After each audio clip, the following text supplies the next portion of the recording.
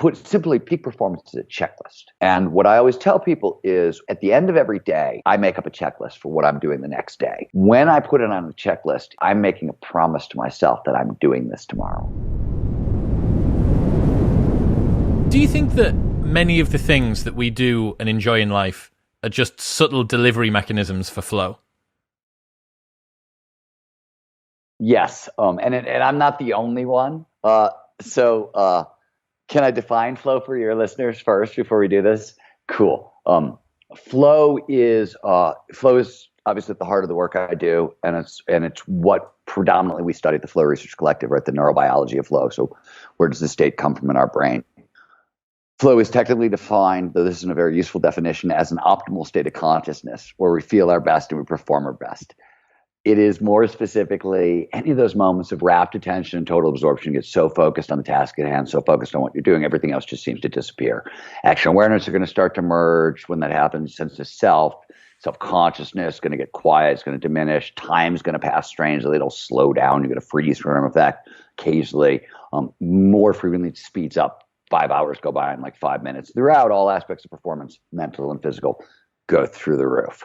Now, flow has a bunch of core psychological characteristics. When psychologists measure the state, they say, hey, it's got these 6 core characteristics. I named a bunch of them, but the one you're asking about is the last one, which is the state is autotelic, which is a fancy Greek word that means an end in itself. And what this means is, well, neurobiologically, in really plain English, flow is the best we get to feel in the planet. It's the most addictive state on earth, and we will go extraordinarily far out of our way to get more of it. And Mihai Csikszentmihalyi, Abraham Maslow, William James, myself, a lot of people have made the argument that, hey, pretty much everything we call meaning and purpose and happiness and joy, that we're talking about flow. Csikszentmihalyi has argued that almost everything we think of as art is a flow delivery mechanism for the user. Salim Ismail, former head of president of Cingulate University, where they study exponential technology and these application to kind of global challenges, an old friend of mine, an innovation expert, used to be the head of innovation at Yahoo.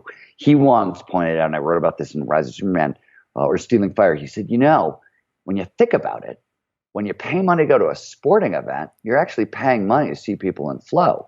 In fact, if you go to the movies, you're watching actors in flow. Poetry reading, it's poets in flow. You go to a restaurant, you want the chef in flow. You want the waiter in flow. Like, if you quantify it, I'll bet it's a large portion of the GDP. And then we quantified it in Stealing Fire, and we quantified what we called the altered state of economy. How much money do people actually spend to alter their consciousness into these positive feel-good states, flow, among others? And it turns out we spend 1/16 of the global economy chasing altered states of consciousness. So yes, not only do I think it's real, a lot of smart people have thought it's real. And if you're simply going by economic numbers, and by the way, you can look at the footnote in Stealing Fire. There's like a 5-page footnote on how we did the calculation. It was the most and we're probably wrong by a factor of 10 because we were so conservative. I'll give you an example. You can make the argument that anytime you go to see live music, you're going to have a flow experience. I want communitas. I want to merge with the band and be one with the audience. But okay, we said, so people, maybe they go to rock concerts or other concerts for all these other reasons, but EDM, there's no lyrics. You're not going for the lyrics. The clubs are disgusting most of the time. You're not going for the clubs. You're just going to dance and the music. That's it. So we took EDM instead of the whole of the concert industry. We just took EDM, and we're still 1/16 of the global economy. So I'm super conservative and probably wrong. So yes is the answer to your question, resoundingly. I love it. You won't know, but I run club nights. So for the last 15 years, I've run some of the UK's biggest club nights. So I've watched this collective effervescence unfold in front of me, right? I've seen the dance moves completely done in coordination with people that aren't even in your group without having spoken to them, all that sort of stuff, completely lost in the moment. So yeah, I totally see that. Why does flow exist in the repertoire of human states? Why is it adaptive? So it's a great question. There's a bunch of different answers. I'll give you 3 and I'll try to be quick. Answer 1, runner's high is a version of flow, right? And in runner's high, you get kind of spaced out while running, and you get a lot of pain relief. Anandamide and endorphins both show up. They're powerful painkillers. So here's the idea. We're the only species that evolved to run down our prey. We can outrun, distance-wise, any species on Earth. So any human, way back when, who had a little bit of pain relief while running down their prey is going to get more prey, have more meat, healthier kids. That's an evolutionary driver over time that goes forward. So that's theory one. A lot of people pretty much think that's where it came from in the first place. Where it's problematic is flow shows up in all mammals. It's not just humans. It's can be found in most mammals. Dogs can get into flow. Horses get into flow. There's horse rider flow when you have riders and jockeys, and dog trainer flow, and like all that stuff happens too. In fact, my first conversation with Mihai Csikszentmihalyi, the godfather of flow psychology, was my wife and I run an animal sanctuary, and I was like, emailed him. I was like, look, I think I'm getting into flow with my dogs. Is that shit even possible? Right? Like, that was my first conversation with him years and years ago, because I was like, this is crazy. Could this possibly be real? He's like, no, check this out. So the work I did that I wrote about in A Small Furry Prayer sort of put forth a different idea that a bunch of us sort of think might be true. So humans and dogs co-evolved. About 40,000 years ago, we teamed up with wolves, and this was tremendous from an evolutionary perspective. Wolves were like, first of all, they ate our leftovers, so our camps were cleaner. They were our garbage disposals. They barked at danger. They were our security alarms. They babysat our kids. We'd go off hunting, and the wolves would be right on it. They were, where does the term 3-dog night come from? It's a night so damn cold. You need 3 dogs or wolves in the bed with you to stay, right? So we cohabitated with wolves. We hunted with wolves. We hunted big prey back in an era where if you got a scratch, you could lose your arm and die, right? Like, you can't screw up when you're hunting buffalo and there's no hospital or medicine or antibiotics or anything like that. So I don't know if you've ever run with a large pack of dogs. I do that because it's part of the work I do with the animals. If you Google Stephen Kotler, the 5-dog workout, you can see what the work we do with dogs and how it involves a lot of running with a pack of dogs. Outside Television sent a crew to my house years ago to document it. It's funny. You'll laugh. It's about how do you generate flow in animals, because flow boosts the immune system, and we do hospice care and special needs care. So you can boost the immune system and a bunch of good stuff in animals by getting them into flow. It's not hard. Dogs are so hardwired for it. Anyways, but if you go out running with dogs, you frickin' trip all over each other. I mean, they're spazzes, and like, it's dangerous. And if you were running down prey and you had other dudes running with you and they had spears, it'd be a frickin' mess. But in flow, one of the things that happens is massively heightened pattern recognition, right? And so with group dynamics, team sports, what you were talking about, the clubs where everybody's dancing the same moves, how does that happen? It happens because in flow, all the brain's information processing systems are jacked up. More information per second. We process it faster, find faster connections between incoming information and older ideas, and then we act on it faster. And fast twitch muscle response gets amplified, so literally we act on it faster. So all that stuff gets way jacked up, and when dogs and humans snap into flow together, suddenly everybody's in formation. Right? That's why we do a lot of flow work with the U.S. Special Forces, the Navy SEALs, even like the National Guard and whatever. They all want the teams in flow because everybody has to, in a SEALs, they move non-hierarchically. They're going to storm a building and get back a kidnapped victim. The guy who knows what to do next gets to be the leader. That's how they do it. And there's no time to talk, or it's all nonverbal coordination, all through heightened pattern recognition, all done through flow. So that seems like it got into the lineage through painkiller, but because part of it is you get dopamine in flow and this amplifies pattern recognition, it seems like when we teamed up with wolves, it was better cooperation, intraspecies cooperation and cross-species flow, and this is a huge driver. So the same thing, little more prey when you were getting into flow and getting painkiller, but if you're suddenly getting performance-enhancing chemicals and team dynamics and everything else, way more prey, much safer, and so that's the next thing. And there's a current theory, and again, these are not mutually exclusive. This is a theory that I just read, and I think it's freaking brilliant. So to get into flow, what you have to do is, flow is what happens when you learn a bunch of different individual skills and they come together. So you're trying to like swing a baseball bat or a cricket bat, right? In the beginning, it's like, keep your eye on the ball and swing with your arms straight and step into and it's like 17 different moves. And then boom, it comes together, and then boom comes together and it slows down. And suddenly you can twist your wrist a little and put spin on the ball to send it to right field or left field or blah, blah, blah. I'm giving you baseball analogies, which is probably useless in Britain, but whatever.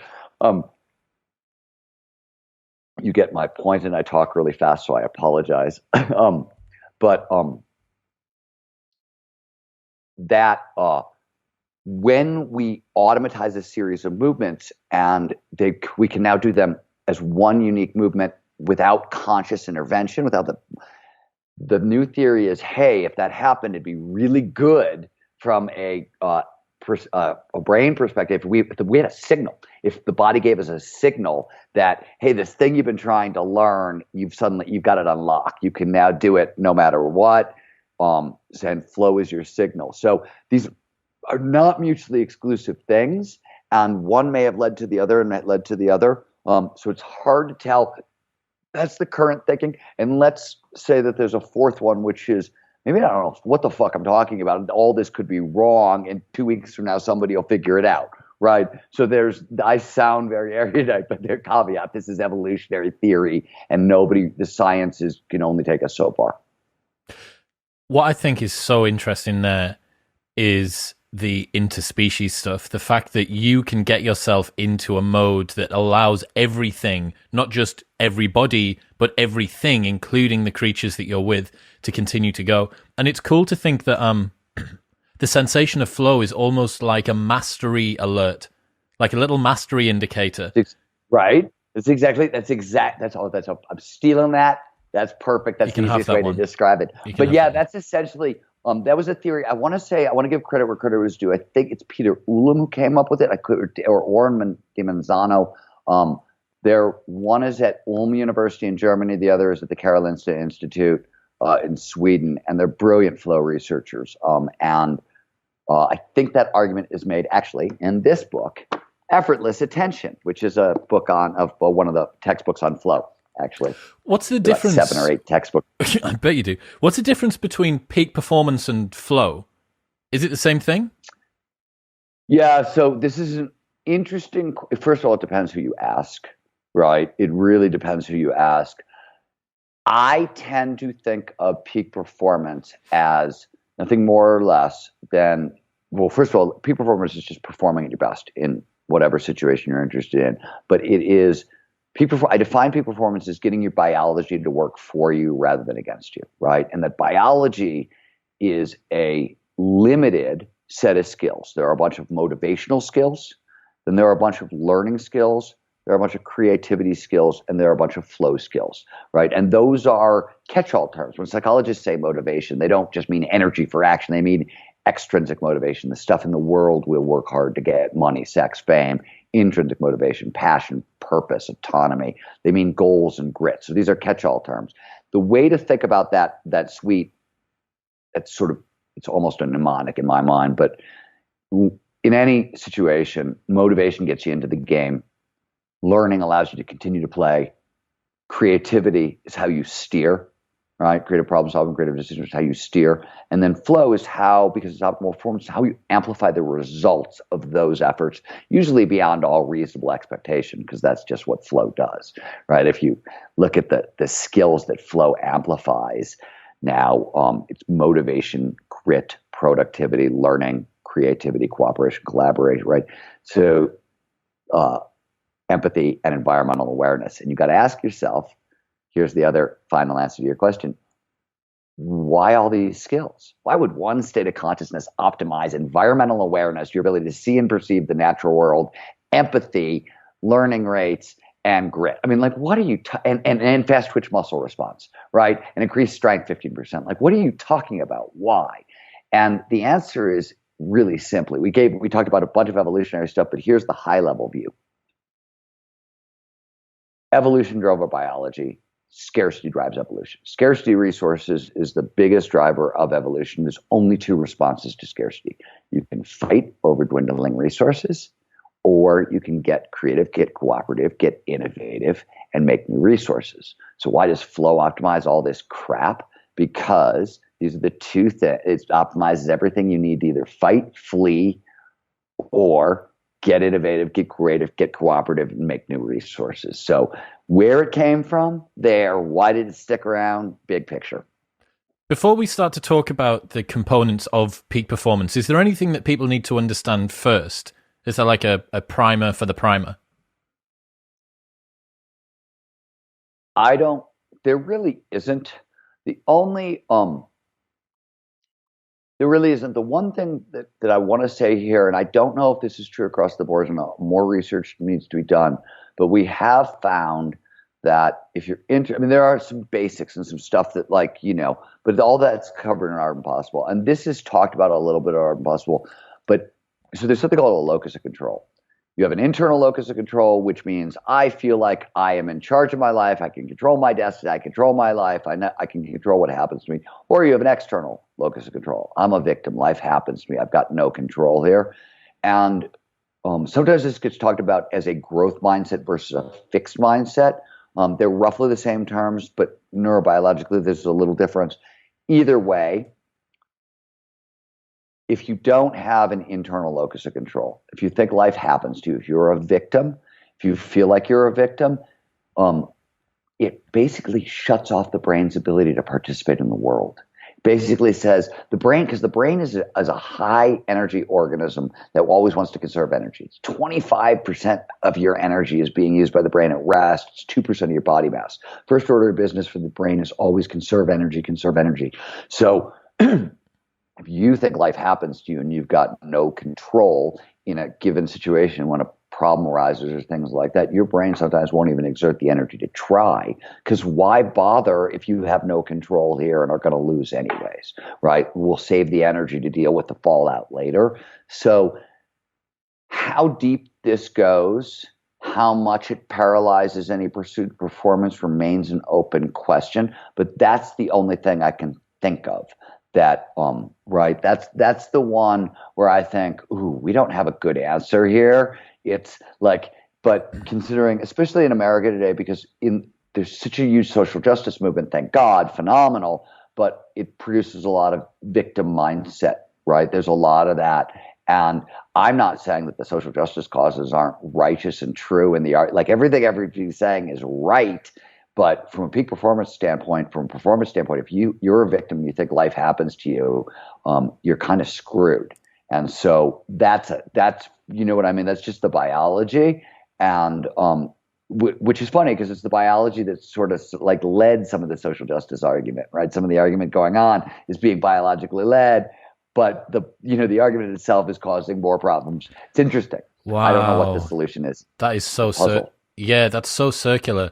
What you've just gone through there, I think, is what being introduced to your work has been so interesting for me personally, because what you do, your understanding of applied neuroscience and the biology, but also the psychology and the phenomenological experience of what's going on, it's not just about victim mentality is a word that everybody's heard before, but how does that manifest? Like, what does it mean?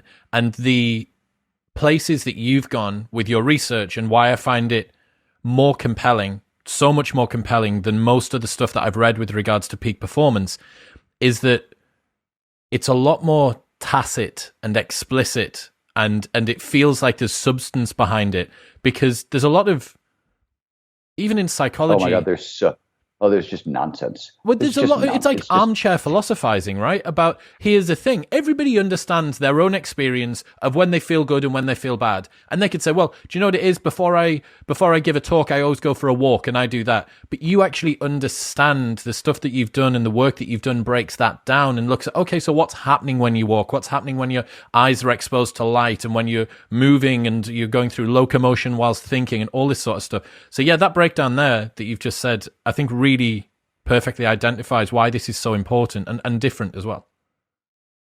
So at the Flow Research Collective, right, the organization where we study the neurobiology of peak performance, we have a hardcore philosophy that we sort of live by, which is personality doesn't scale, biology scales. And because what you see is in coaching, it's exactly what you just said in self-help and coaching. You see people who figure out what works for them, and then they teach to other people. And usually it fails. Sometimes it's a total disaster. And the reason is really simple. Personality, what works for you, what works for me, My personality was created by my genetics and my early childhood experience, and really foundational stuff that really matters how you're going to approach peak performance. Like, where are you on the introversion to extroversion scale? Or what are your risk tolerances? These are mostly genetically coded or locked into place by early childhood experience. You can change some of them, but it's often very slowly over long periods of time. If you go one level down to the neurobiological mechanism that we all share, well, that scales. The problem with psychology has been, as useful as it is, it's metaphor.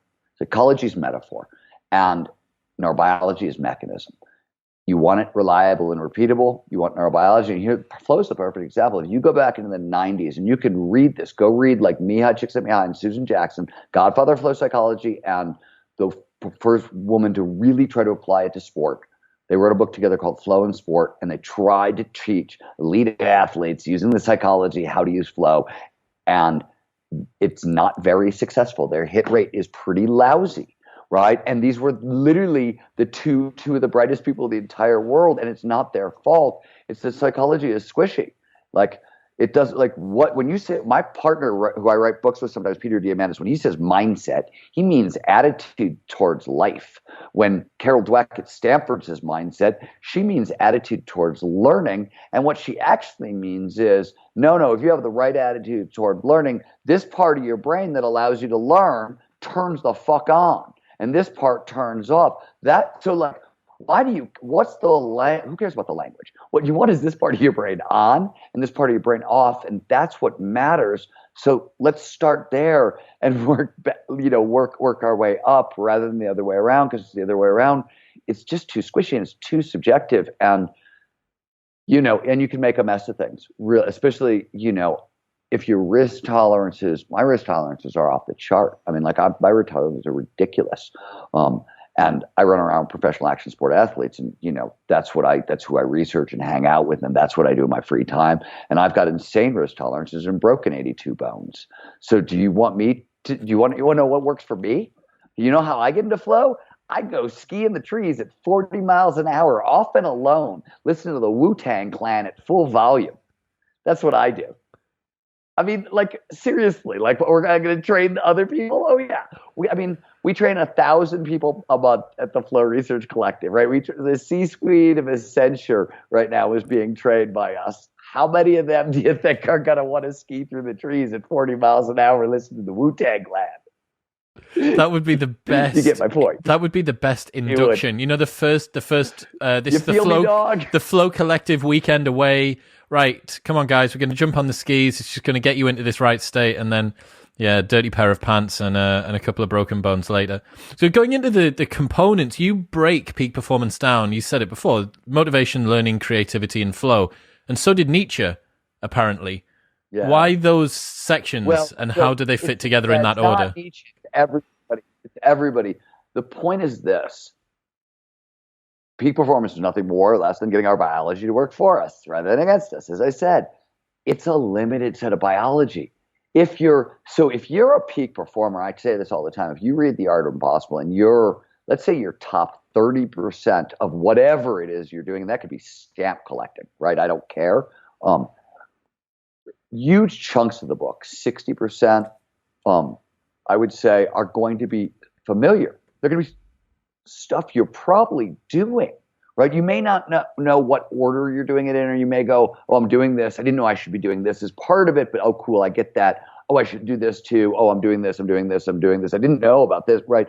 That's everybody's experience, right? Who's good at their job and is reading this book. Oh, I'm doing some of this. I didn't know it was a system. I didn't know it was designed to work in an order. It's because it's it's just the biology. Right, we're all going in the same direction. We've been doing this really cool project. I'm trying to open source it so we can make it huge, but there's been this huge outpouring of peak performance experts who now all have podcasts, including, it turns out, me. You can. We want to do an open source project where we have listeners listen to podcasts and say, okay, this is the podcast. They talked about grit, and this was the advice, and this was the advice, and make a giant matrix about it, so we could get all right. Like, there's brilliant minds who are talking about this stuff all the time, and lots of people are interested. And so like this kind of crowdsourced project to figure out where there's overlap and where's the crazy, or where there's a possible new idea that nobody's seen before that is worth examining. This would be really useful. But we started doing that at a lower level at the Flow Research Collective a bunch of years ago. And I started doing it on my own. Just every time I listened to a podcast, I would just like fill out a little grid thing. And it didn't take, like, it's the same stuff. The only advantage I had in this particular universe, a lot of these experts, like, there are great books on focus or mindfulness or gratitude, or, written by amazing experts. And, I'm lucky enough at the Flow Research Collective that a lot of these people who've written the books and are the experts, they work with me at the collective. So like, we're a collective of, we try to be the best in the world in this stuff. So that was the goal when I started, and we aim for that. Maybe we failed, but that's what we're trying for. So, but there's lots of experts in lots of these subjects. Because flow is the big picture. And if you're going to be an expert on flow, well, you better know, if flow optimizes empathy and environmental awareness and motivation, and like, I better know what the hell I'm talking about on all those subjects. And when I started research, and because I'm a neuro guy, when I started reading about how do all these things work? What's going on in the brain? What parts of the brain are getting at? You start seeing, oh, wait a minute. This is all one thing. This is all one system. And other people had started putting this together. Dici and Ryan are the two big brains in motivation. You kind of did a lot of the early work on intrinsic motivation. Ryan went on to write a lot of really cool stuff on intrinsic motivation, the neurobiology. He went from psychology into neurobiology. He wrote a bunch of papers where you can start to see the kernels of the bigger picture starting to emerge a little bit. But I don't think he was looking at creativity. But because I run a course called Flow for Writers, where it's all this stuff applied to creativity and art and whatever. I've been for a long time looking at creativity. How does this stuff apply to creativity? And that was, it's a totally different field. It's a totally different world. It gave me, and the learning stuff matters because we train 1,000 people a month, and you can't train that many people and be bad at it, right? Like, they don't let you. They get mad. I've discovered. Yeah, I bet that they do. It's I know that you're a fan of David Epstein as well. He's great. Past guest on the show, and learning about the advantage that a generalist has, especially coming out of the Henry Ford era, the scientific management, the specialized, the workforce. Think about what the subtext was that we were being told culturally there. Narrow and deep. It's interesting. David's work on range, where he talks about range, is brilliant, and it's not just an argument for generalism; it's an argument for generalism as a path towards what economists talk about as match fit, which is a perfect match. I think Adam Grant actually coined the term, or he's the one where David got it. That's where I think it came from. But match fit is a match between your strengths, your values, and the work you do in the world. And if you can get match fit, things hyper accelerate, right? Basically, in the book of the beginning of Art Impossible, I talk about how do you line up all your intrinsic motivators? How do you get curiosity, passion, purpose, autonomy, mastery, the big 5 intrinsic motivators, all pointed in the same direction, right? By the end of the stack, you also have to start adding in your strengths and your values. But if you get all that stuff pointing in the same direction, it's rocket fuel, right? It's just, everything goes so much faster. And I think match fit is the quiet economic term for the same thing. But that's the point he's making is generalism in search of match fit gives you the best long-term results if you're interested in walking the path to mastery. I will also say I'm Gen X, and I don't know if this is very true for my generation. I don't know if it was true for the generations that came before me, and I'm not quite sure it's still true today. But we really wanted to be Renaissance men and women. Like, I grew up not just wanting to go deep. I was like, you had to be great. You had to be a good athlete. You had to be a great athlete. You had to be a great artist. You had to be a great kind of intellectual. You wanted to succeed in the business. Like, you wanted to kill it everywhere. And that was like, we would talk, how do you do that? How do you know what I mean? It wasn't like generalism was really weird. And I was an old school punk rocker, and it's a DIY movement. So we were like Renaissance men and women who were going to do it ourselves. We were like, okay, we're going to figure all of it. Like neuroscience, cool. Where do I start reading? You know what I mean? Tennis, cool. Give me a racket. Let's go. What do you think most people have wrong about motivation?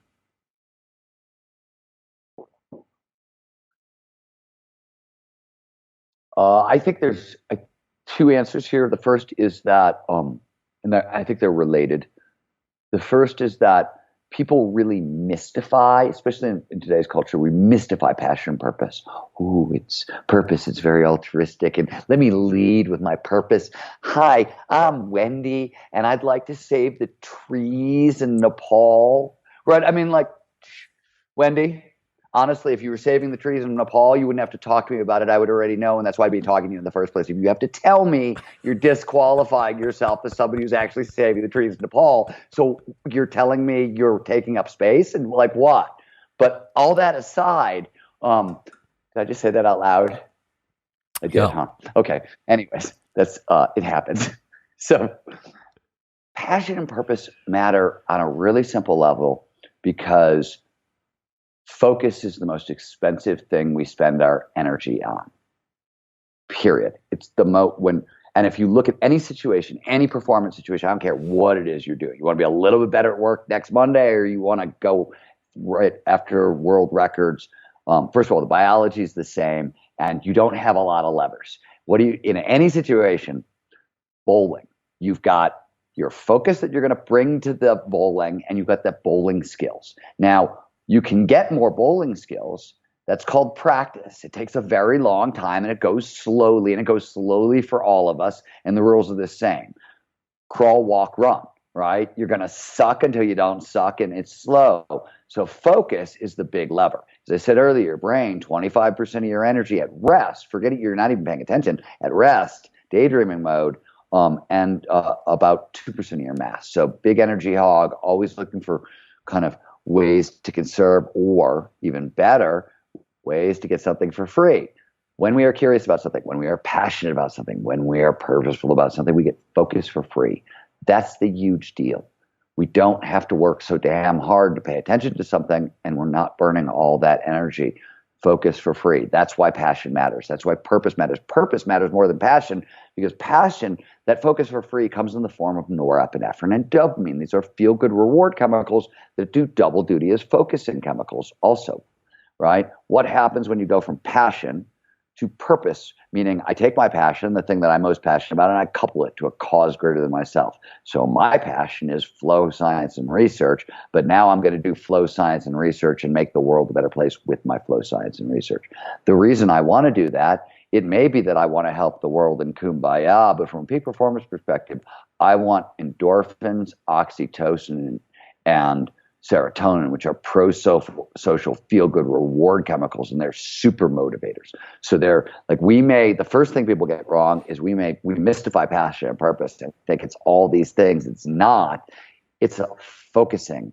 It's about focus and reward neurochemistry that drives performance. That's what we're talking about. So I think it's helpful to just like bring it back down to the ground. Like, this is the other thing that people really get wrong, and I think this is the big one, is just because you have passion and purpose, it's not gonna feel good. It doesn't mean it's easy, and it doesn't mean it feels good. In fact, one of the hardest things most peak performers discover is there comes a point in everybody's life where the thing you're most passionate about becomes your prison. Right? Like, that writers can get trapped. I've written a couple of books that were really tough, and it's like a 2-year hell that you're living inside of. You know what I mean? So it's like, it doesn't mean that I wasn't passionate about the book. It just meant that it was damn hard, and I had to bang my head into walls a lot. How did you drag yourself out of that? How do people get out of those ruts? For me, I just do the work and finish the project. I mean, like, you know what I mean? Like, I don't mind if it's hard. You know what I mean? I ask this question to people all the time, which is, tell me the things in your life that you're proudest of, And that made the biggest difference and led to like the biggest change and like improvement in their performance afterwards, right? So nobody tells me about the time they got lucky, right? They tell me, oh, I worked for 5 years, 7 jobs just to get through college, but I finally got this degree. And like, that's what you hear about. Stuart Brand once said, and I think he's not wrong, that the only sustainable happiness is the satisfaction of a job well done. And he's not actually wrong when it comes to happiness. There are 3 levels of sort of happiness and well-being that are available to humans. The first level is moment by moment happiness. How do you feel right here, right now, which is what Stuart was talking about. And he's probably right there. The next levels up, enjoyment, and then meaning and purpose all involve flow. So enjoyment is a high flow lifestyle, and meaning and purpose is a high flow lifestyle where the thing generating flow is attached to something meaningful in the world. And that's the best we get to feel. Like if you want to find people who score off the charts for overall life satisfaction and well-being, they're the people with the most flow in their lives. And usually that flow is coming from something that's tied to something greater than themselves. The interesting thing from that is being selfless is oddly the most selfish thing that you can do. By serving other people, you serve yourself. So here's the funny thing, and there's an inversion of that, which is also true, which is equally weird. So flow and a bunch of other altered states experiences, including psychedelic experiences, the ego, the self, disappears. But on the back end of these experiences, right, the ego comes like roaring back. Big. I mean, like, have you ever met more blowhards than are like existing in the psychedelic community right now? Like That's how really many bro-bra morons with a philosophy about, take mushrooms, find God, beat drums, have lots of sex. Like, really? Okay, cool. I was in high school too. I didn't know that was a philosophy. I'm for it. Let's go. Yeah, so being selfless is one of the most selfish things you can do, but also destroys the self and then can cause it to come back greater than it ever was before. Which, we have a t-shirt. We don't have much swag at the Flow Research Collective, but we have a t-shirt that says never trust the dopamine, because the big ego high comes with the dopamine, and you want the dopamine for focus, for energy, for drive. But if you start actually believing what it's telling you, the message it's telling you, oh my God, you'll make all kinds of disastrous decisions. We tell people also, like, flow massively heightens pattern recognition. We talked about that. So like common sense, don't go shopping in a flow state. You will buy everything.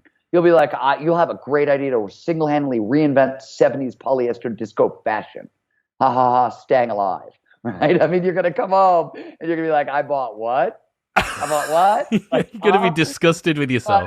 Honey, I maxed out the visa. You'll never believe why. Right? Oh my God. Yeah, that's so interesting. I've never thought that flow actually could be being in a flow state could be misappropriated into an imperfect environment and put you on the back foot. We write about it as fire, but like, so a couple things about flow. A lot of stuff is amplified, but you just watch the prefrontal cortex front of the brain are shut down. Prefrontal cortex handles logical, complex decision making, long-term planning, does some risk assessment.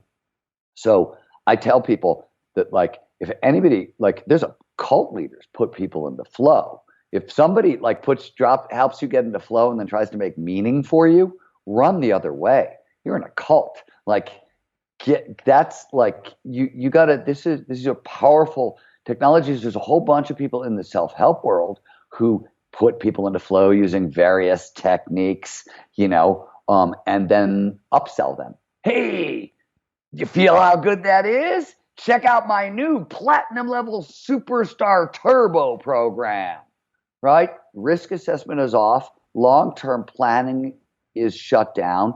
That, like, there's an argument that should be illegal, right? Like, there is an argument for that. But my point is, like, flow is a tool, right? It's ethically neutral, be used for good. It can be used for ill. In fact, you go back to the 1950s and you can take your pick on if this is good or ill, but the 50s flow literature is all about combat flow.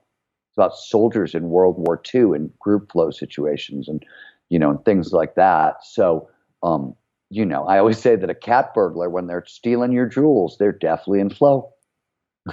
That's a good point. You know, You start the creativity section off with a quote from Salvador Dali that says, "I don't do drugs, I am drugs." What does that mean to you? I love that quote. I love that quote. I've thought a lot about that quote. I think what Dali was getting at was that he was trying to describe reality from a phenomenological perspective, reality as we actually experience it, right? He was talking about elongated time. So his clocks were stretched. Time elongates in flow. So like a lot of the stuff that he was trying to get at the phenomenology, I think is in and around altered states of consciousness. I think what Dali meant is that experiencing his art was transformative in that way. And there's something interesting about that because, the empathy is the study of empathy as a scientific topic is this question where the origins of empathy science was art. How is it that you look at a painting and suddenly you feel the thing the artist was feeling when they painted the painting? How the hell does that work? Right? It's an emotion transported through an object into another person. Okay, yeah, and how'd that work exactly? Like, what are we talking about here? That was where early research into empathy came from. They were trying to figure out how does that possibly work? And Dali that was work that was really getting a lot of attention in the late 1870s, 80s, and 90s. So I'm guessing Dali at least encountered it. I don't know his exact dates, but I'm guessing he bumped up against it. 1920s, he was painting heavily, maybe 10s. I'm guessing like he's in art school in the 1890s or early, and they're talking about this stuff. I'm guessing. I could, you know what I mean? I could be wrong. That's my semi-erudite guess, or I'm possibly Stephen talking out of his butthole. Perhaps, yeah. I did so much research for a recent talk I gave, and I used Dali as one of the examples. So I did a full deep dive on the guy. I cannot believe how eccentric he was. I absolutely cannot believe the depths of his eccentricity. Him at Bunuel, that whole group of people. It's interesting to me. First of all, I always point out that like Europeans are very quiet and staid and generally uptight until they decide not to be, and then get the hell out of the way. Just get out of the way. Yeah. Everything's up for sale, isn't it? Everything's fair game. Everything like you take really repressed cultures with long cultural histories that are really like set in stone, and then we have. I think of it. So in science, there's this really weird things that happens where if you have a scientist who happens a lot, you see it in physics more than anything else. They get interested in something that science has said is not possible, and they start poking at it, and it's suddenly possible. And this can be flow science or things like that, but suddenly like it opens the door. Like once they believe in one thing that might be a little bit controversial, suddenly everything's fair game, and the entire all the critical thinking that they brought to every step of their career seems to go out the window at that minute. Like 10 minutes ago, you were a really smart biologist, and suddenly we're talking about totally quantum unhinged. wormholes Yeah, exactly. in the field, and like, what the hell happened? Like, and can I smoke some too? That's what we need. Yeah, it's Did you know that? I'm going to guess that you will have done. Did you know that Dali was named Salvador because his younger brother died 9 months before he was born, and his parents believed that he was the reincarnation of his dead brother? So that's not too much weight to bear. I mean, that's not unfair expectations for a child. It's okay. Do you know what he did with his... Hey, Sal! Let me tell you about your brother, your dead brother. That you are. You're named after. The one that you Sal. are, yeah, exactly. The one that you are, by the way. So you got Dali and the Dalai Lama. I got it. If you're named Dali, you're the reincarnation. There you go. That's it. The other one, the best thing that I heard. So he left his first marriage for another one that he was having an affair. This lady was having an affair with, and he referred to her as his muse. He said that this is the woman who is supplying me with all of my artistic inspiration. And upon getting married, he bought her a castle, immediately started treating her like monarchy, like immediately did, and then didn't move into the castle he'd purchased her. He sent her formal requests by letter to be able to see her in the castle that he'd bought her, and she had to respond. So he was treating her like some sort of sacred, royal, this heritage, this completely like unprofane area. And he literally treated her like a goddess incarnate. What a guy. Yeah, I know. It's jaw dropping, man. I don't know what to do with that. That's amazing. Wow. So maybe he meant something different by I am drugs than like maybe he was going much farther than. Yeah, you think that you know Dali. Dali's beyond our mere mortal comprehension, I think. More research is needed, Stephen. Precisely. Stephen has learned this exactly. lesson. Right, we've now got the Dali Research Collective, which is going to be a sub-discipline. So going back to creativity, going back to the Dali thing, how can people hack their creativity? So what's interesting, again, this is one of these cool things where, back in the 20th century, we were trying to use the psychology of creativity to train creativity, and we weren't great at it. The hit record in the 20th century was really up and down. Sometimes we were good, sometimes we were really bad, and we couldn't figure out why.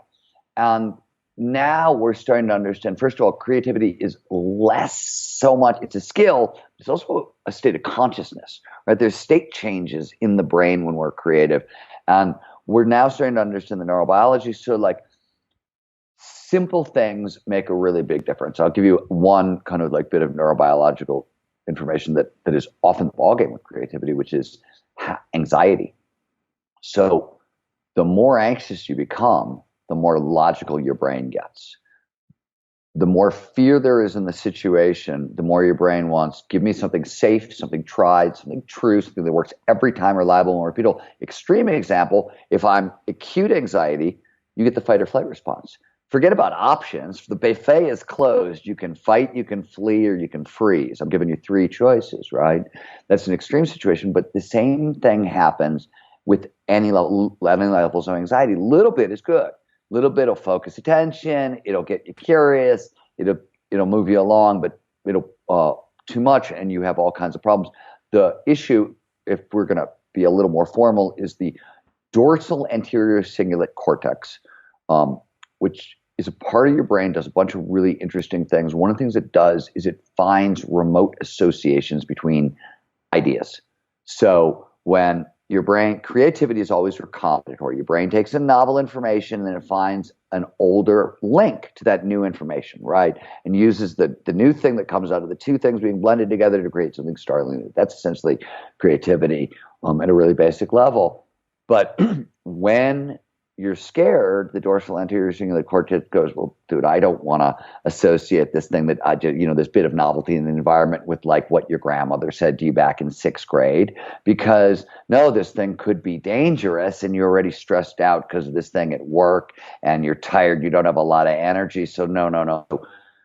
Being in a good mood really matters, because when you're in a good mood, the ACC is calmer and it can find farther flung connections between ideas. This is why if you're interested in more creativity, if you want to train your nervous system, the best tools to reach for are either a daily gratitude practice, a daily mindfulness focused meditation practice, or 20 to 40 minutes of daily exercise. Those are the three best ways to flush stress hormones out of your system. So when we train people, we're like, you have to have some level of calmness to do any peak performance.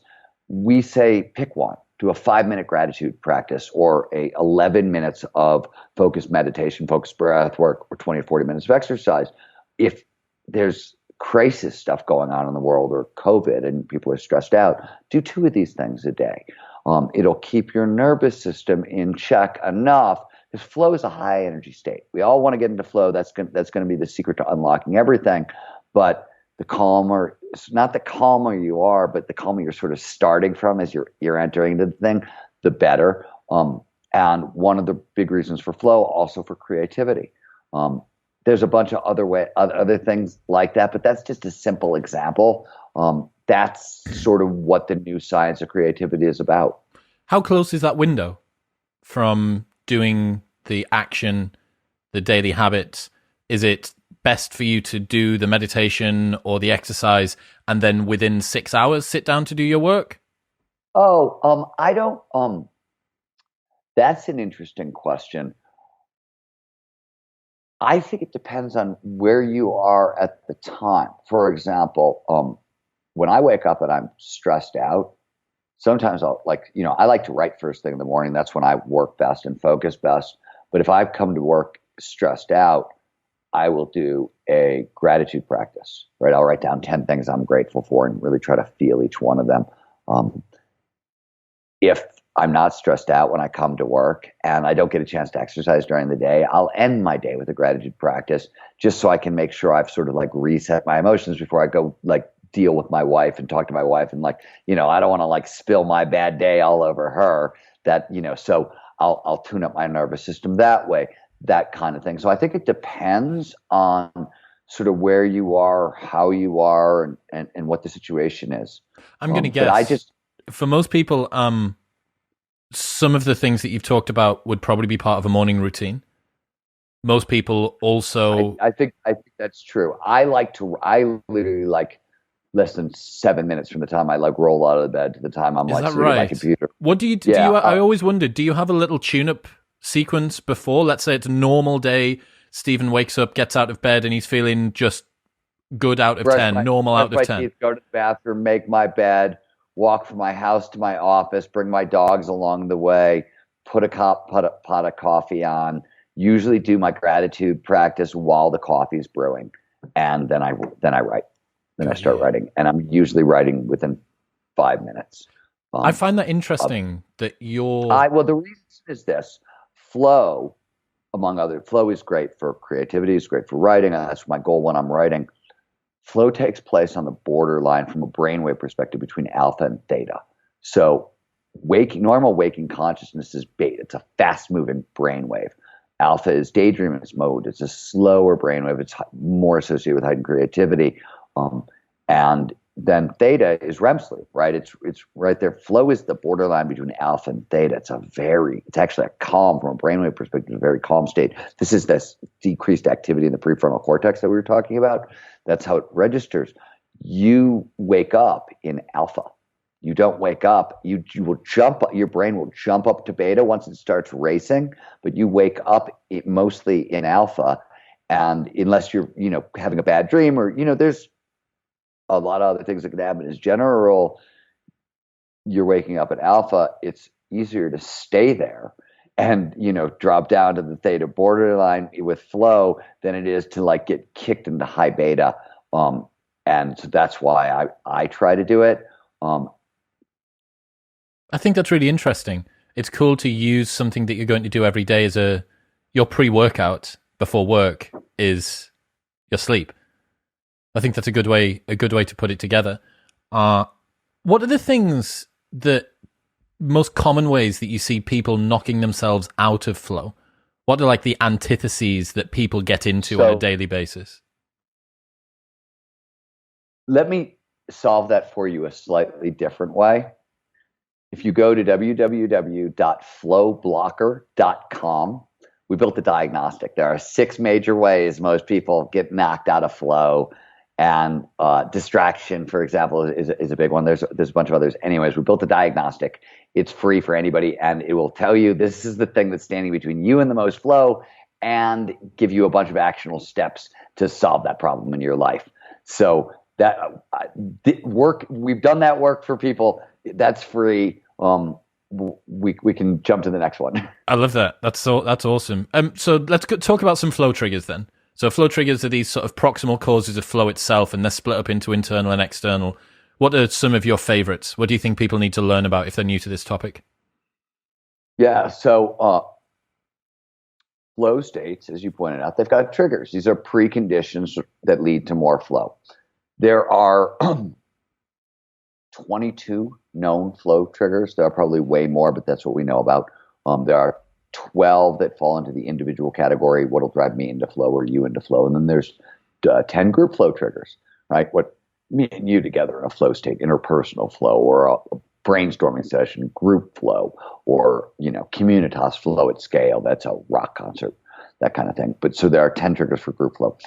They all work the same way. Flow follows focus. It only shows up when all of our attention is in the right here, right now. So that's what the triggers do. They drive our attention into the present moment. They do it a bunch of different ways. They can either drive dopamine or norepinephrine into our system. We talked about those earlier. They're focusing chemicals, they're performance enhancing chemicals. Sometimes the triggers will drive both into your system. Sometimes it's just one, or the triggers will lower cognitive load. Cognitive load is all the crap you're trying to think about at any one time. So by lower cognitive load, I liberate some extra energy, and you can repurpose that for attention. So that's how the triggers work.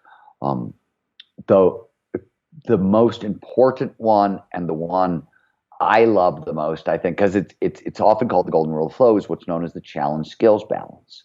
This is the idea that this is, by the way, this is a great follow-up to what we were talking about, because this is another reason why anxiety blocks flow. So the challenge skills balance is called the golden rule of flow, meaning flow follows focus. We pay the most attention to the task at hand when the challenge of the task slightly exceeds our skill set. You want to stretch, but not snap. Now, stretch means you're outside your comfort zone. So if you have like shy, weak, timid people, this is a little difficult. Because you have to stretch beyond your comfort zone. So for flow hacking, you got to sort of get comfortable with being uncomfortable. For like uber top performers, right, when I'm dealing with like C-suite executives or go Wall Street type A types, the problem is that they blow by this skill set because they're used to taking on giant challenges, and it's not that you shouldn't take on the giant challenges, that you should chunk it down so the part you're dealing with that's right in front of you, that's right here, right now, that you're focused on, sits in that sweet spot. So if I were to say this emotionally, I'd say, hey, that sweet spot, it's not on, but it's pretty close to near the midpoint between anxiety, too much stimulation, whoa, turn it off, and boredom, not enough stimulation, I can't pay any attention. In between is a sweet spot, what is psychologically referred to as the flow channel, or physiologically, the Erbs-Dobson curve. Either way, too much anxiety in your system, right, for any other reason, and it's too much norepinephrine, and it turns up the challenge skills sweet spot, so it makes it harder because you're already pushing your skills to the utmost. And if you're super anxious, as you know, it's really hard to push your skills to the utmost. I was skiing yesterday, and I was thinking about this very thing because I spend a lot of time skiing and a lot of time trying to progress my skiing. And we were in the terrain park yesterday working pretty hard, but we had skied really hard. Me and the guy ski with a lot the day before and made a lot of progress. And yesterday we were exhausted. I was exhausted. He was exhausted. And everything looked terrifying to me because I was tired and my legs weren't popping. I couldn't do the things I was doing, and stuff that I had been doing the day before. I was like, oh my God, this is so scary. I don't want to do this. And I literally had been doing it the day before, like without even thinking about it, not even like worried. And yesterday I was terrified. I was laughing at myself. I was like, this is amazing that like perception can radically shift from day to day. But that's the challenge skills sweet spot. It's a movable feast. That's my favorite trigger. How concerned are you that a lot of knowledge workers and people that are contributing at the moment and want to be in flow are in an environment with always on communication and open plan workspaces or Slack messaging channels and stuff like that, which is directly... Yeah, like that there's we've created a world that is significantly like anti-flow. Well, you've said the precursor to flow is focus. And focus is incredibly scarce. Open office plans are very problematic. Endless communication can be very problematic. People always say, what's the one flow trigger what should I start with? And I always say the best thing, what our research has shown is start your day with 90 minutes of uninterrupted concentration devoted to your hardest task, or start your work session. You should start your work session in accordance with your circadian rhythms. I'm an extreme lark, 4 a.m. My wife's a night owl. 4 p.m. is when she starts to wake up, and she's not really awake till 9 p.m., right? So if you can work in conjunction with your basic biorhythms, really great, fantastic, and try to block 90 minutes of uninterrupted concentration at the front end of that period. Now, 90 minutes is very particular. The human brain evolved to focus in 90-minute cycles. And the same way we've got a 90-minute REM cycle that you probably heard about, We've got a 90-minute waking cycle where we're awake and we're focused and we're alert. Montessori education is very high flow education. When they go to kind of measure flow in educational environments, Montessori education in Waldorf schools go off the charts. Why is that? Well, one of the main reasons is they divide the workday into 90-minute blocks of uninterrupted concentration, self-directed learning for 90-minute blocks, and they get tremendous results because the human brain is biologically hardwired for 90 minutes. We're good at it. So it doesn't take a shit ton of training to learn how to focus for that period of time once you turn everything else off. And after, as I said, we train about 1,000 people a month. My staff figured out, I have no idea if this is right, but let's just even say it's in the ballpark of right. Between the people I've spoken to and trained, I've trained over 250,000 people. It's a lot of people. So it's a big data set. And the thing that matters, seems to make the biggest difference for most people, is 90-minute block of uninterrupted concentration. And we talked about the challenge skills balance. How do you approach the task that you're going to do in that 90-minute block? You push that task to the edge of your abilities. So when I'm writing in the morning, I'll give you a really simple example. So this isn't atmospheric. I've got 90 minutes. When I start writing a book, I try to write 500 words a day. Why 500? Because 350 I can do easily. That's not a problem. But 500 words means I've got one idea, and now I've got to connect it to the next, and I got to write a transition. And transitions, as anybody who's ever written a book will tell you, are the bitch, right? They're hard. And so 500 words, I'm stretching myself. I'm not snapping.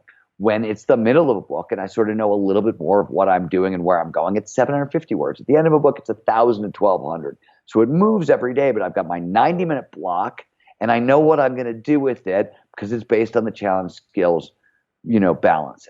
You can apply that to anything in your life. And those are like, people are always like, well, where do I start? Where do I start? Where do I start? That's where you start, I think. And if your nervous system is running hot, add in daily mindfulness, gratitude, and respiration. And yes, let me say the final thing that I have to say now, which is the caveat, which is like, I get that everything I'm talking about is very simple and very straightforward. I like to point out that I don't like whiz-bang technologies, and I don't like substances, primarily because I want something that works every time in every situation. There are a lot of crisis situations, peak performance situations where there's no time to reach for a substance or a technology or whatever. But that said, that's the good news. The bad news is nothing I talk about, if you talk about it in a bar on Friday night, is going to get you laid. Like it's not sexy. It's not sexy. Dude, I got a 90-minute block of uninterrupted concentration, and I'm pushing on the challenge skills balance. You want to come home with me? Have you considered doing like the Flow Dating Collective? I know, right? No, but the best part is, this is even funnier. So Art of Impossible comes out, right? The new book comes out, and I think I'm on a podcast very early, like before the book's even out. And I say, and I don't even know what podcast I'm on. I must be on a dating podcast that I don't even know how I got on. But I say, look, I think the first impossible that most people sort of go after in their life is, remember being like 11, 12, 13 years old and like wanting your first kiss or your first girlfriend or boyfriend or relationship, and it was a total impossible. Like at 12 years old, I would have given you my arm or at least a finger, right, for that information. It was such an impossible. And I was like, this is, I think, the first. Like, people hear about the Art of Impossible and they're like, no way, man, I'm not interested. Well, you do it all the time, right? And here's the first example in your life. And I gave that example. So why this is funny and why I'm telling you is that the first time Art of Impossible hit a bunch of like top Amazon bestseller lists early on, the first one it hit was mating. And I was like, how the hell did my book become number one? I was number one in mating. I was like, well, what the hell is mating? Like, what does that even mean? Relationships was a different category. Mate seeking, that was it. It was mate seeking. I was like, relationships is its own category. What is mate seeking? And who at Amazon was smoking what when they come up with mate seeking? Like, I don't like, were the anthropologists getting stoned? Like, what happened there? I don't get it. So funny, man. Yeah, it's so bizarre when you see where your work ends up. One thing that I've heard you talk about before, which I'm going to be remiss if I don't bring it up, is about the importance of keeping our word to ourselves. Thank you for bringing that up. I think it's such such a simple concept. All right, so let's back up one step. I realize that we're going to have Art of Impossible is a peak performance primer. There's a bunch of onboarding stuff that you have to do, but by all said and done, at the end of the book, if you're really interested in peak performance and leveling up your game, there's about 6 things you want to do every day and about 7 things to do every week. And the 6 things, we've been talking about some of them: mindfulness, gratitude, or exercise, a 90-minute block for an. These are things that anybody can do. The point is that it's about doing them today, doing them tomorrow, doing them reliable, repeatable. That's what really matters, because peak performance really does its best work like compound interest, right? That's where you really get the big benefits. Put simply, peak performance is a checklist. And what I always tell people is, when I put something on a checklist, like at the end of every day, I make up a checklist for what I'm doing the next day. When I put it on a checklist, I'm making a promise to myself that I'm doing this tomorrow, right? We think a lot, we talk a lot about transparency, not lying, honesty, keeping our word to other people. And I'm not saying that's unimportant, but I'm saying that is far less important than keeping your word to yourself. The most important thing is, if you say it out loud, if you say you're going to do it, it's a promise. You've said it to the world, you put it into the world, now you do it. If it goes on the list, now you do it. It's not debatable. And if it stops being debatable, so much, it just gets so much easier. I like to tell my friend, it's funny, I was talking to my editor. I'm lucky enough that my editor is my best friend, and we've worked together for 25 years, and we work together all the time. And we were talking the other day, and he said, "You said something to me once about this very topic." He said, "that really stuck with me." And I said, "Okay, what did I say?" Oops. He said, "It's funny." He said, "When you write the list, you're one person, and when you're acting out the checklist, you're somebody else." And you said to me, like, "I just work for the boss. The boss is the guy who wrote the list. I'm just showing up today and I'm working for the boss. The boss says this is the list. That's the list. That's the boss. Because you don't want to work for present tense self. Present tense self is like, fuck it, man. Where's the bourbon? Right? Like, hookers and cocaine, man.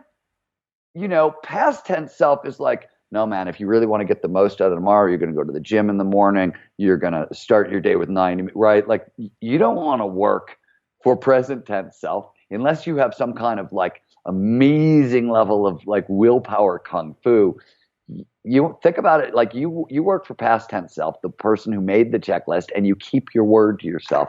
And it's a muscle, but if you get good at it, it's amazing. I'll tell you, I will say, here's the difficulty with it. And it's not a personal difficulty. I say this to everybody I work with, and everybody who comes into my company, everybody I work with, and I say, look, I am not normal in one particular way, which is everything if I say it out loud, I'm going to do it. It's a promise and I mean it. But if you say it out loud to me, I think it's a promise and you're going to do it no matter what. So if you work with me, you have to understand that if you say it out loud and you don't do it, we're not going to work together anymore. Like, that to me is, you just broke a promise and I can't trust you, and we're done. Unless, we talk about it along the way and you tell me why you're breaking this promise. You know what I mean? That kind of thing. And I find it can be it's a difficult, it's funny. It's the best peak performance muscle I can think of. And it's great to develop. But if you do develop it, the real world sometimes gets pretty weird because most people don't play that way. Dude, I absolutely love I'm just working for the boss. That is fantastic. Right? Because, the other thing about it that's really good about it is you're taking yourself and putting yourself in the third. It gives you a little bit of emotional remove, and there's space there, right? You can work with it a little bit, and it's, he's got me. I'm going to now be talking about it. I'm just working for the boss because he liked it, you liked it. So I love it when so many things come together like that. You're totally correct. You've got the the third-party perspective in there, which is actually distancing you from stuff. What you've done is you've separated out the planning and the execution self, which is allowing you to go from system 1 to system 2 thinking in Daniel Kahneman speak. And you've got, I've got my more abstract goals. I can actually make my planning. And then when you get into it, it allows you to get into flow. I imagine long-term planning in flow probably sucks quite a bit. So it's interesting. That's not true, but it's really complicated. Why? Long term. So a couple of things. One, why does time pass so strangely in flow? Let's start there because this is going to make sense. Time is a calculation performed all over the prefrontal cortex. Parts of it start to shut down for these efficiency exchanges, right? The brain needs more energy. It says, okay, we're going to shut down non-critical structures, liberate some energy. That's why the prefrontal cortex turns off. Time is a network effect. Like any network, the nodes go down. Brain can't separate past from present from future. So we're crushed into this thing called the deep now. So what is problem in flow? A couple things are really amazing. So first of all, long-term planning is great because you can see farther into the future. Normally, human time horizons are about 6 months. Literally, like we evolved in an era where like winter's coming. Oh shit, I got to find a cave. I got to follow the harvest, like that sort of stuff. There was work by Jane McDonegal that said that most people have a 10-year time horizon, and that's like the hard and fast block.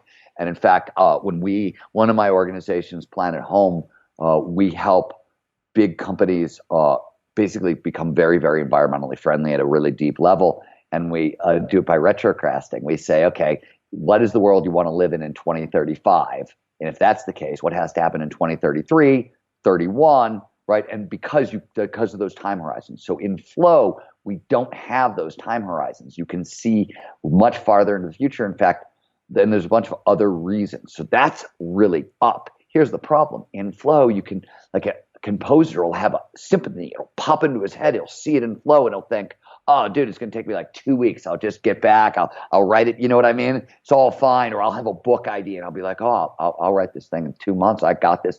And then you like drop out of flow when time is no longer compressed. And you're like, holy crap, this is a 15-year project, right? Like, what am I talking about? And that's really demotivating for a lot of people. Like, it's funny, but it's really demotivating. So long-term planning in terms of you want to be cautious about like risk assessments and things like that. So like people go to Burning Man, they get into flow, they decide, oh, the now is so much more important than the then. I'm going to cheat on my wife because I'm having this sacred experience, right? Like that's the kind of stuff where long-term planning goes away, right? Like that, those kinds of situations, yeah. But there's a certain kind of like entrepreneurial or artistic long-term planning where like every one of my books have appeared to me in one version or another in flow, and then I've steered towards that. It takes a very long time, right? So the flow is sort of, it's great for the intuition, the inspiration, but I always tell people, I'm like, you have to understand there's an order to the process.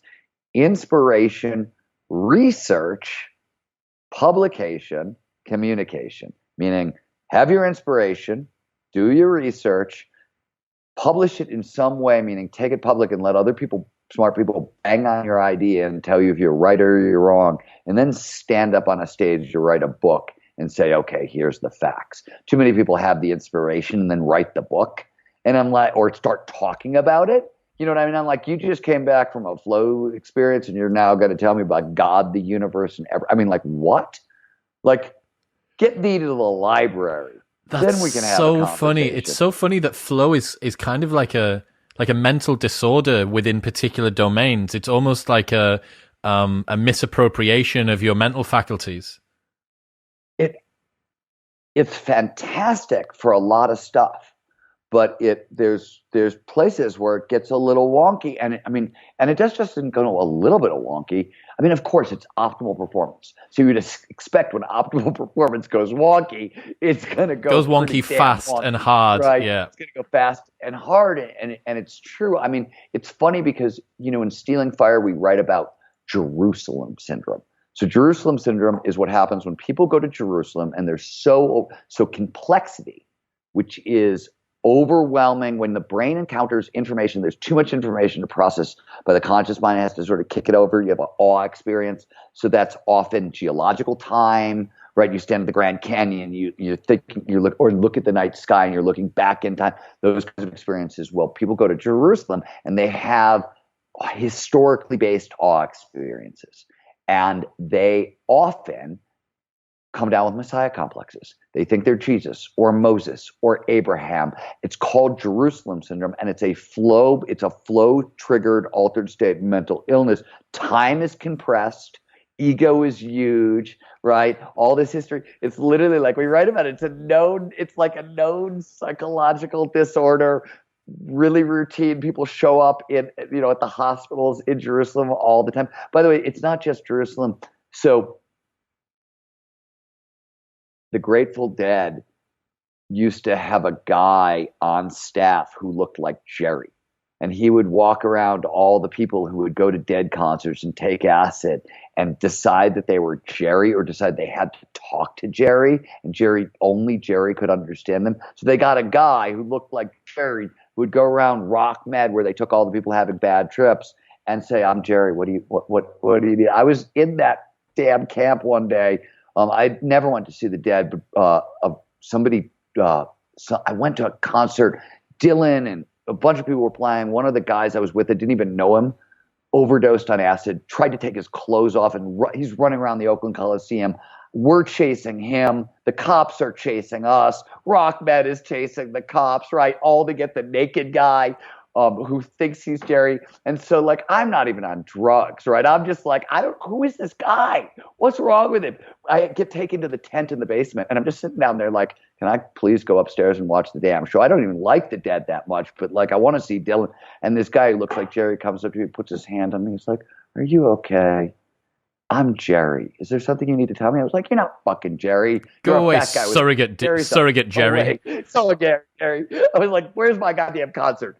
Get me out of acid lockup. This is no good." Fuck, that's so funny, man. Yeah, the Grateful Dead. I listened to a podcast series. It's an awesome podcast series about the Grateful Dead and about all of the history and the different stuff that they got themselves into. It was so good. As a final thing, go ahead, please.